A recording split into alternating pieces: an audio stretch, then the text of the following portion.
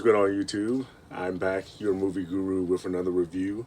I'm sure a lot of you have been wondering during this time, what are some great movies that I can watch, or even, just some TV shows. What type of entertainment can I consume to help me get through, all these days at home?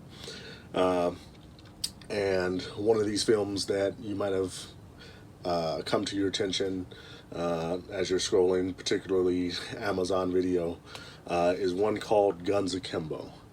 Now, I've known about this film's existence for some time, and I had been waiting for it to come to streaming services. So I was very excited when I saw it to actually be able to rent this one and watch it. For those of you who know nothing about it, it's been kind of called Harry Potter with guns, but it stars Daniel Radcliffe, and primarily Daniel Radcliffe and Samara Weaving, and the basic plot of the story is there's this underground type of cult that they make these violent videos online where they get criminals basically, and they fight each other to the death, and then they film it and then stream it for whoever wants to watch it.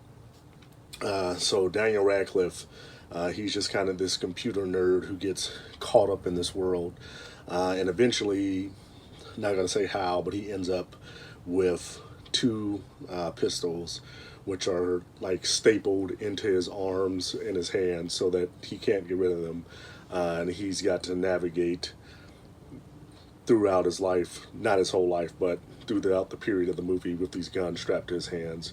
And he has to fight his way through, this kind of underground tournament that he's been thrown in. I can say without a doubt, the best thing about this film is Samara Weaving.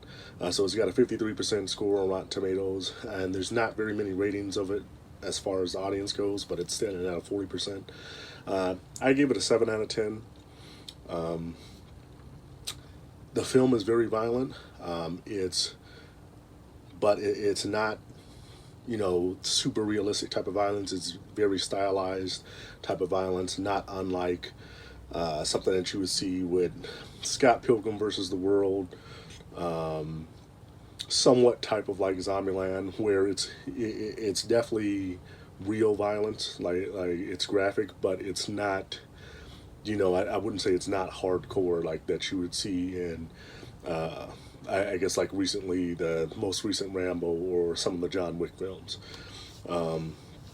It's not quite to that level. The plot, not all that original. You will have seen these type of things before. These underground tournaments that nobody knows about, and people fighting to the death, that type of thing.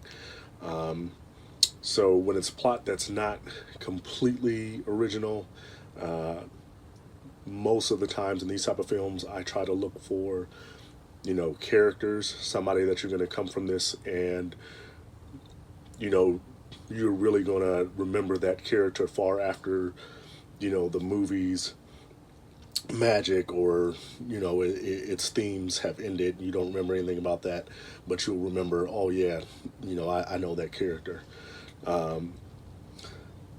Like I said previously, the best thing about this film is Samara Weaving. I think she does a really good job as the enemy. She is definitely what I say was the most memorable character. Not to say Daniel Radcliffe did a bad job. I think he's doing a good job, especially considering, you could easily see him as being kind of typecast with the whole Harry Potter roles, since he played him for so long, and a lot of people have trouble seeing him as anything other. But, he has done a few movies outside of the Harry Potter role. And he's a fine actor, and he does a great job in some of those other movies. This one, his performance didn't really stand out to me, and then his character doesn't really stand out to me as well. It's not, even though they try to make him the hero and potentially tease that there could be sequels by the film's end. His character really at least for me, just didn't seem compelling enough. Samara Weaving's character, I thought, was very compelling, and actually, if there was to be a sequel or some type of prequel that primarily centered around her, that I would be much more interested in seeing, because I don't want to say it's just her acting. She did a beautiful job acting, but I think that just her character in general is more interesting. It pulls you in more. It's more engrossing than Daniel Radcliffe's. But it's an entertaining film. I will say that, you're not wondering where is this film going next, or you're looking at your watch saying, okay, it's time for this to end. It does a good job as far as the film length and introducing enough things to get you entertained. But like I said, I give it a 7 out of 10 because I've seen other films do it better. The whole type of narrative and the plot that they give, and the fight scenes are cool. The gun scenes are cool.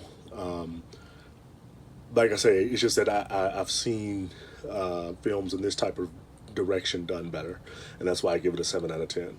Not something, like I say, that you're not going to enjoy, not something that you're going to regret seeing.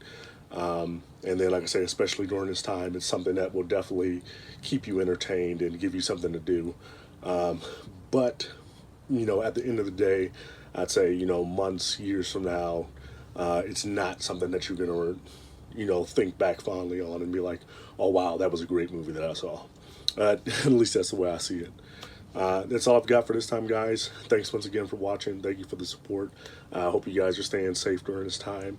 And hopefully I will see you guys soon with the next film. I'm always scrounging Netflix and Amazon and HBO and seeing what I can see. So until next time, guys, thank you.